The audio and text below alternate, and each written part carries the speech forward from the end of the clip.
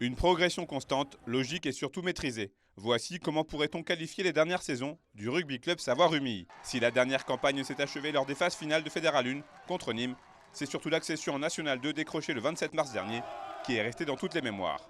Car oui, les Rouges et Noirs ont donc gagné le droit sur le terrain de participer à la toute première saison du nouveau championnat de National 2, soit le 4e échelon du rugby français. C'est un petit peu l'antichambre du sport pro. C'était vraiment indispensable de monter parce qu'à chaque montée, c'est une avancée pour le club, sur les jeunes aussi, parce que le fait de monter, ça nous oblige à avoir un centre d'entraînement labellisé, homologué par la Fédé, ça va être le cas. Donc ça structure toutes les étapes et toutes les strates du club. Donc ça, c'est vraiment la volonté. Chaque saison, passer un cap, avancer, structurer. Donc, et puis on reste le club leader en Haute-Savoie. Voilà, ça c'est quand même l'ambition chaque saison, saison après saison, et de performer, d'avancer, de progresser. Donc la montée en National 2, elle s'inscrivait dans cette logique.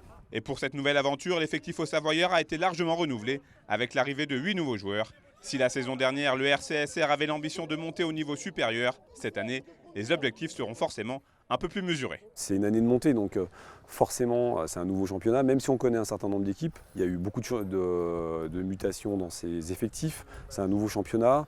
Donc la première des choses, c'est quand même d'assurer le maintien. Ça serait vraiment un coup d'arrêt de redescendre, donc c'est d'assurer le maintien.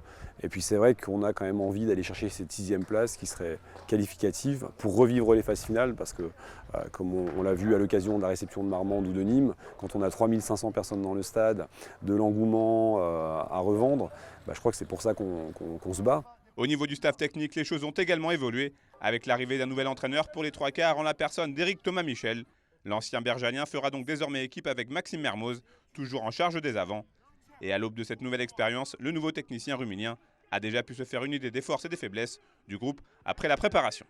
Arriver un petit peu à jauger, à évaluer chaque joueur sur sa capacité à répéter les efforts.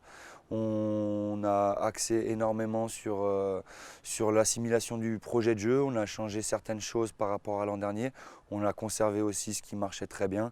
L'idée maintenant est de faire que la mayonnaise prenne, que les joueurs assimilent réellement et adhèrent au projet de jeu. On peut estimer que cette première étape est plus ou moins validée à la sortie de cette prépa. Rumilly évoluera donc dans la poule 1, constituée de 12 équipes.